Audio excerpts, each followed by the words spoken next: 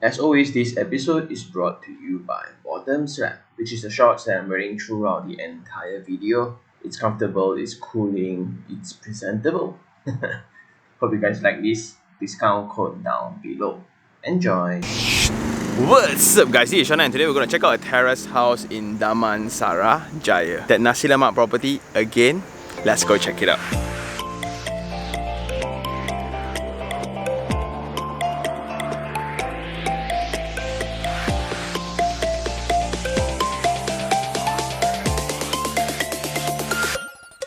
Now we are in Damansara Jaya's one of the taman. Exact location is we are behind Atrium Mall, in between KDU University, situated next to the LDP highway. And back then, this was developed before the LDP itself. And how do we tell the age of the property? And you can see the roads. Roads very hard to tell new or old, but it's only via the paint. Then you have the electrical poles. Most of them now are all underground. Then you can see the maturity of trees. You can see some OG houses where it's still in its original conditions. And this is those individual title houses that was converted into an RA. RA is a Residents Association, and suddenly now the community all come together and agree that they can really seal all the boundaries within the neighborhood and add in a guard house. So that's to somewhat resolve the security issues. Last time it's pretty bad in all landed houses, right? Because these roads are public, anybody basically can just access your house directly. And houses like this back then was cheap. If you listen to the old residents around, right, they'll tell you stories about how nobody wanted house here before the LDP. It was so far away. This was ulu. But when you see the current development around here, this is a stone throw away to Starling Mall and the entire commercial area. Behind this will be Atria and that whole row of commercial area again. Then you can access LDB highway and straight away go into KL. You can go to 1U, you can go to NKVE and go anywhere else from there. It's just very, very convenient. So we visited many different strata projects, right? Now the more common layouts are spinal, where it's one main road, then there will be branches of road into cul-de-sac, then they will have houses in both rows, right? This one will be different, where this is the main road and at the intersection there will be a house, and this is usually what they call bad feng shui. Well, it's not entirely the end of the world. There will still be treatments on how to resolve the issue. Then for new developments, they highlight a lot about backlanes, about beautifications and decorations to turn the negative space into something positive by using landscapes and lighting strategies and etc. Right? Why? Because this was the main area where crime takes place. When everybody sleep, right, a motorbike can just go in and climb in the houses from there. Therefore, you can see measures like this. Not only on top, even the drains, they will seal them up. And this measure is pretty drastic. Like even on the top, you have all these sharp edges and it's just very difficult to climb through. And because of the levelings, right, this is higher, this is lower, then it's easier to climb into the lower one. They even have this at the side. Then another typology that was set by the local authorities for individual titles, right, is you will still need to comply to a fixed percentage of landscape requirements. So maybe if you have a piece of land, at least 10% must be landscape or green areas. Therefore, you can see buffers like this at the junction or in between houses. You will still have all these green patches. These are maintained by local authorities. But to some residents, those are their playground. So they really dress up the whole house as if it's theirs, right? So that's also part of the characteristic of individual title houses. And part of the requirement as well, there will be a centralized park. And for this particular one, this is called Sandy's Park. This park is so amazing. Despite the age, right, you can look at the trees, it's so matured. And then you have new infrastructure improvements like this. This just blocks the motorbikes into the pathways and it's meant for pedestrian. This looks new and it joins into the existing pavements. It's so full of character. This walk is so pleasant. So in this park, you will have the children play area, and it seems rather maintained, which is pretty rare, honestly. You also have a basketball court here, and you have all this buffer areas. And for most of the tamans that I visited, they either just give ngam or just 3 feet extra at the buffer for the concrete platform. You even have a small pavilion here right next to the basketball court. And the general problem for public spaces like this will be littering, unfortunately. So the trees here are just so matured to the extent like now it's almost 12 o'clock and we still have residents doing their walk, exercising and stretching along the park. And this will be the main activity spot for all the residents, especially the kids. And that forms another type of profile when you choose landed houses. Would you want houses facing directly the park, or would you want those that are facing another house? You get what I mean? Well, there are a few sayings to this. Some might be concerned of the security issue where I can just be at the park and I can look into your house itself, so I will know whether your house is empty or there are people inside, and again, crime might take place. But to me, I would definitely pick a house adjacent to the park directly for several reasons. Because number one, I grew up in such settings where I can just run out immediately into the park. Secondly, there will be extra bonus car park adjacent to the padang, because anything in front of your house, right, indirectly is like yours. Then from the house, you will have fresh green foliage as part of your background view, and the ventilation into the house will be awesome too. So this will be the house that we're going to visit today in this Ong Ka Ting Taman. Anyway, this is the house that our friend just rented, and he is renting for 2,200 a month. But the selling price for this house is 1.4 million, which is the market price for an original unit like this. So again, how do you tell original or not? If you look into the neighbors, you can see that cave texture for the toilet. It's actually attached every 2 houses, but for the corner lot of this row, they refurbish it, therefore half the profile only is retained. But something very unique about this row, right? The houses are oriented in a slanted manner. So by looking at the front door, this is seriously its original condition, where it's lower than the road. And if you look at the neighbor's platform, right, it's already higher. And the width from wall to wall is 7 meters. You can also see the original condition of the gate, where they use these red facing bricks. It still ties with the original facade, where you can see all the neighbors, they either repaint or they renovated. And in accordance to my friend who is staying here, the first day when he visited the park, a lot of people greeted him already, and they will introduce themselves. They are part of the RA team. Welcome to the Taman. Generally, they will know every person. Either you're a tenant or an owner, you are a son of which couple, and what does he do as. He's a doctor there, engineer here, Dato Sri around here. And that's the community living spirit. And it's pretty common back then because their children will play in the same playground. So they will go to the same school, same playground, maybe even the same tuition center run by some teachers around the neighborhood. Then when you go outside and eat, because of the shops around, you will occasionally meet up each other. Then you will say hi again, and those are the very warm feeling of living in such neighborhoods. You have the original floor tiles, and the gate is actually half the width only. And this is like somewhat our tandem car park back then. But what's so valuable and interesting is the distance from this wall up to the nearest wall is around 9 meters long. And it was again pretty common for half the front porch used for garden space. Either you plant a tree or you put up a garden space. But now what's the preferred way is to hack off the boundary and to park 2 cars. Times has changed. Now one household maybe got 4 to 5 cars. That's why everybody will start fighting for car park outside. Looking at the building, you can tell the age also by the gutter. Like it's still that original steel gutter. And how electric powers are connected to the house is via the pole, and there will be wires like this. And it's pretty common, all these black wires, right? And you will run through your electrical meter here. And coming in, you will have somewhat like a porch, and going in, you have this foyer space. And this is kind of unique because usually terrace houses will have a straight line here all the way from wall to wall, so your frontage will be big. They didn't do that. Instead, they recessed in this wall. So now the living space can have two sides with opening that improves ventilation and daylighting. What my friend did is he planted all these greens here, and this is a hollow section.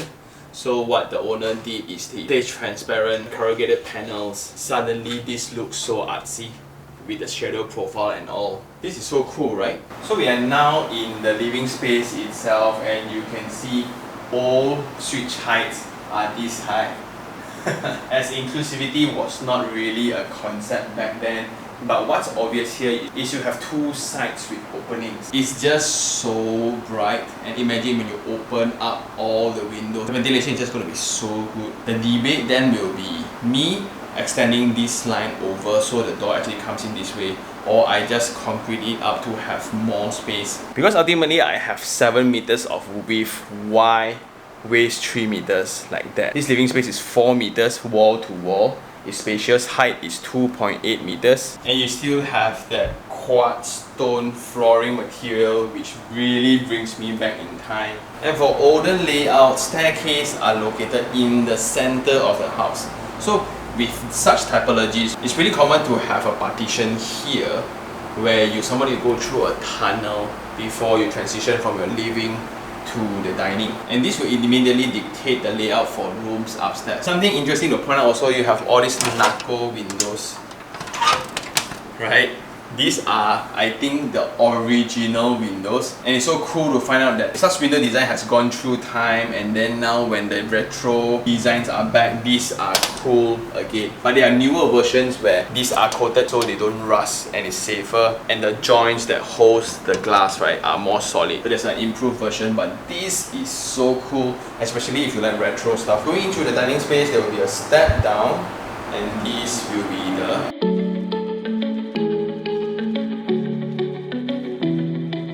So coming to the space, this is the structural element for the staircase. So they use this concrete element for structural support, and they attach timber panels as stairs. I think these are cast iron.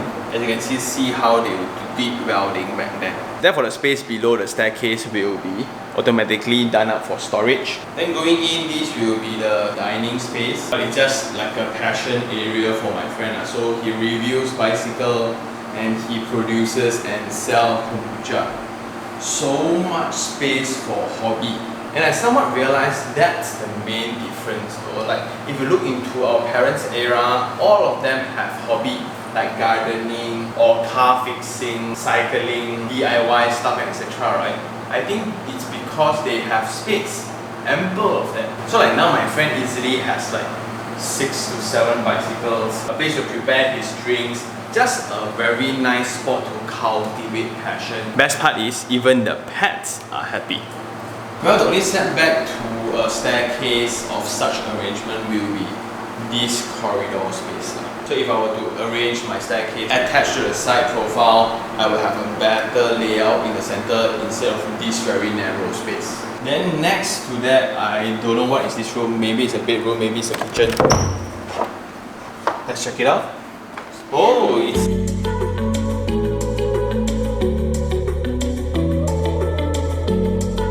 this is so cool, but weird as well. Like, why would you need a door to separate out the kitchen space from the dining? Most likely it's because of the partition of airspace. So if I were to do Dai Chao here, everything else is okay. I guess it was also limited to the materials and building technology available at that particular time.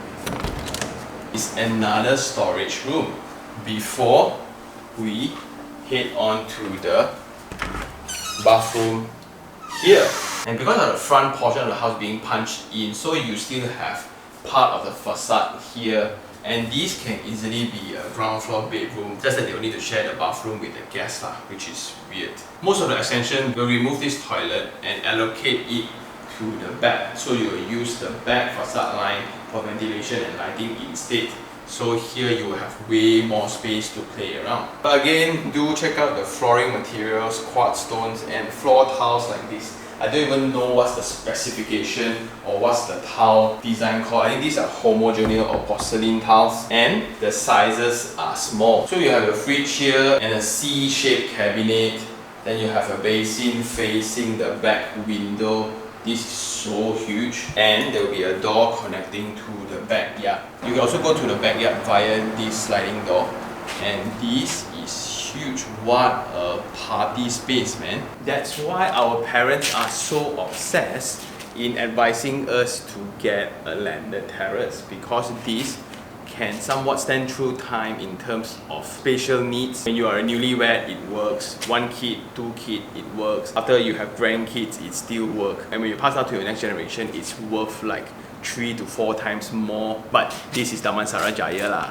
Different, okay? Different. And the height for this area is more than 3 meters already. That would be the kitchen. This would be a perfect extension of the kitchen. Wow, you just think about it, right? This kitchen space is going to be so big if they just extend the facade line over to this edge, and you still have a garden space, right?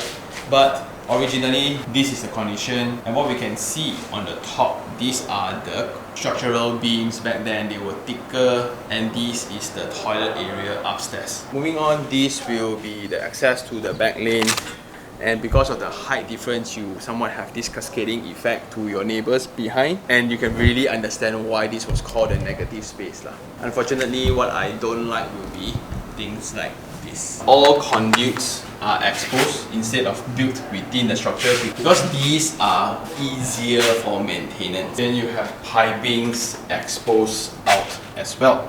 Practicality and functionality was the priority back then. Unlike now, we need aesthetic, we need design, concept. Moving on, this is a 3 feet wide staircase, and you have parquet floorings. That caused a lot of problem back then because one by one all start peeling out, right? Then you have timber panels.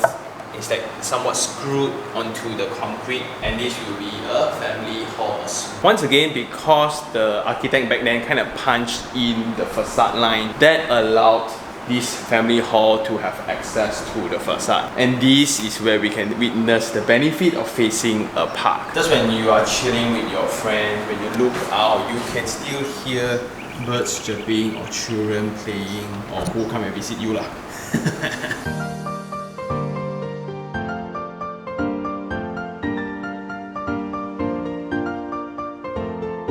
And it's pretty normal to have 3 bedrooms upstairs. The front facade will be enjoyed by the principal bedroom, and the back facade will be used by 2 bedrooms sharing the same bathrooms lah. This is the first small bedroom. So now we are walking into the bedroom, and there's this king here, which is weird, just to allocate the door swing. And the wall-to-wall width is 3 meters. The ceiling height is 2.7, rather low. But they have a ceiling. If not mistaken, these are timber panels back then. But this king, well, you can still nicely put a bed. Then you have the cabinet space here. You have a king design like that. So partly it will be the cabinet space for the next room as well. And this king then is for the shared bathroom, and there will be the window facing outwards behind. And for those who don't know, this is the manhole, where if there's anything wrong with the tangki, the water storage, this is where we access upwards. And there was a time that became the access for theft as well. So these are the original ceiling that came with the house, and they are loud, especially when they are mounted on the roof. You can really hear them squeak and run through. Moving opposite, back then the joint between the wall and the door, there will be this thing called the architrave.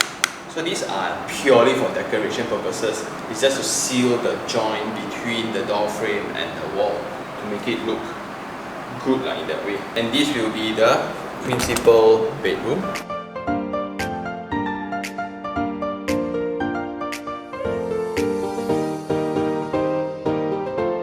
Coming to the space, you can put in your bed here. Then this will automatically be all the wardrobe space. But from wall to wall, it's actually very wide. It's 4.3 meters. So in today's standard, that's a luxury. And this will be the principal bathroom. And because they need the facade line for ventilation and daylighting, right? Therefore, they position the bathroom this way. But what people don't like is this line that's actually cutting through the bed lah. some feng shui things. Then there's a balcony to this terrace house, and there's a door to it, so once you go out, and this will be the balcony. And is it practical? It's entirely up to you. What's normal for extension is they will extend all the way, so you have more area instead, so all these will be torn down. But it's so good to see this in original condition. Next, this will be the principal bathroom, and this will be the curved language that we see outside on the facade. And these are so cool. So you have the basin and the top, and I think this was groundbreaking to a certain extent back then, when they are providing such design for the bathroom. I know it's for safety purposes, so when you're on a toilet you won't hit yourself here if I were to do a linear panel, right? The same goes to this curved line as well. It's just many straight lines joined together, and these will be for ventilation, so it's actually open. And back then the height for wall tiles are all standard 5 feet, which is me.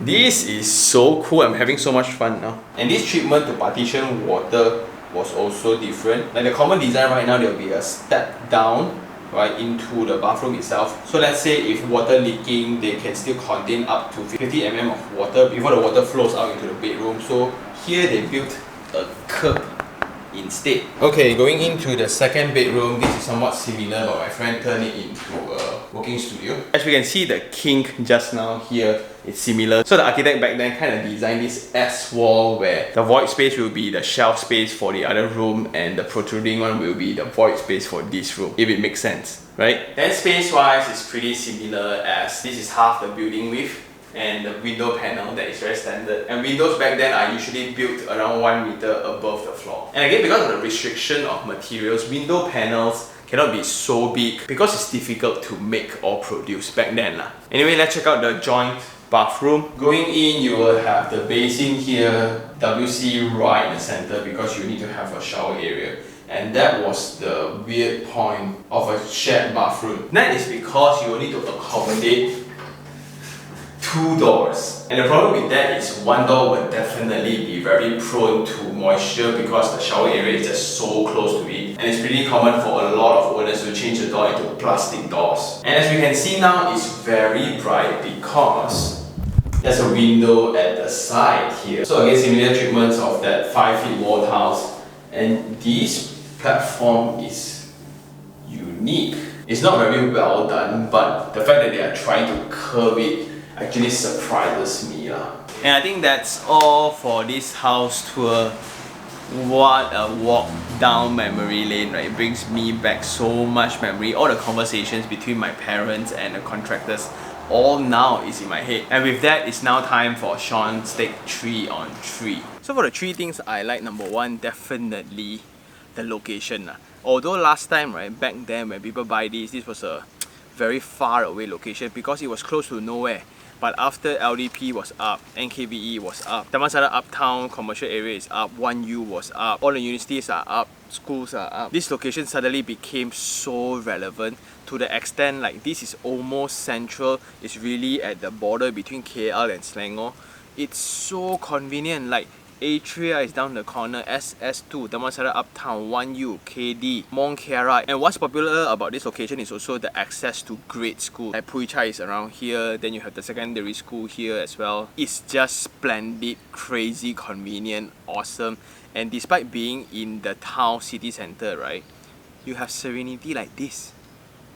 So quiet. The second thing would be the original condition of the house. So for this house, 24 by 100, you just have a lot of canvas to express yourself if you were to buy and do it. And it's just crazy amazing if you're an artisan, you really like to express yourself, or you get an architect or you work together to retain some of the facade and architecture left behind and introduce more add-on structures, right? This house has high potential on what can be done. And last of all would be the existing community here. And that's pretty hard to come by, as it's very difficult to enforce residents into an RA association in terms of participation. But when my friend first moved in, so many residents say hi and they know that he was a tenant, and they start introducing themselves so they will know him in person. And that's what neighborhood and community feeling is all about. So my friend kind of described it like the one that we saw in OUG, that Gai Fong spirit, that neighborhood community feeling. But over here is an Ang Mo version, it's an English version where everybody here speaks English. And if you were to raise a family here, the kids will most likely go to the same school, attend the same secondary school, go to the same tuition, play in the same basketball court. And when you bump into each other at a barber or supermarket or kopitiam, right, you can easily start a conversation, and those feelings are just very, very warm.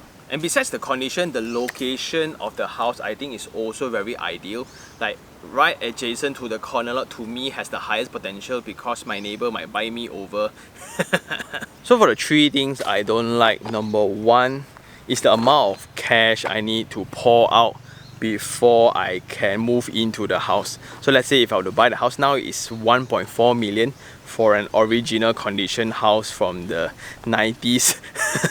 And practically everything in the house needs to be removed, like your electricity, your plumbing, your water tank. Then the exposed drains gotta go. And again, you're limited by the infrastructure, so the roads cannot be widened anymore. The electrical poles and connection to your house is going to be like that. Drains are still going to be exposed because all those things are beyond your jurisdiction. So how I wish I have the money to go through the entire renovation process. So 1.4 million. On top of that, you need like maybe $500,000 for renovation, even 700,000 to the extent if you want to really maximize and leverage on the size of the house. If you still want to preserve and play around with the architectural elements, preserve some, work on some, that's even worse. Fun, exciting, but expensive. The second thing would be the ROI that I've always talked about. Like a lot of people think that buy landed then hold it and rent it out, right? If you were to compare to the current market value of 1.4 million, a monthly rental of 2000 to 2002, it's silly.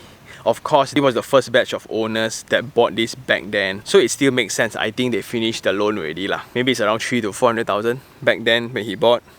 Now it's 1.4 million, and that explains why if you are going for rental returns, right, landed properties is not ideal because you will require a lot of holding power to own such products. If you have cash in abundance, what also can lah, right? And the third thing would be certain things within the internal layout that needs to be taken into account with the construction technology and knowledge back then. Like the partition between the kitchen and the dining, I think that needs to go. Then the position of toilets are also weird. I will move the downstairs toilet to the back to use the back facade line instead of the front because it's just too valuable, right? Might as well I give the bedroom the facade line, and the same for the principal bedroom. Why the toilet has more facade line than the bedroom itself? So the bed is actually so dark and you don't enjoy any daylight when you wake up, right? There's no view at all. So most likely if you were to do renovation, I will extend the facade lines for both, and that will indirectly enhance the space of the rooms. So that little hollow space that was punched in front of the facade line, that allowed the living room to have a very nice cozy corner where you have two walls with windows. That's very, very hard to come by. But then you have this partition because of the position of the staircase. So the center position for the staircase really divides the space of the terrace house into front and back instantly. If you put it at the side, right, that line can somewhat be blurred and the experience will be way better. And the treatment for toilets, you have this curb which is weird. Then the chamferings of the basins are also weird. But again, if you were to get this house, right, you will do it all over again. None of this really matters. And I think that's all for this property as we just stroll around this public park. As a public park, this is just so awesome. It's so clean, and that's a result of the community, of the neighborhood, of the people in this taman. Shout out to my man, Mr. Heng, for sharing his house with us. If you guys are into bicycle or kombucha, do follow his account. I'll put his account down below. And if you really like this episode, like it, share it, and even subscribe for more information like this. Until next time, this is Sean Tan. Ciao.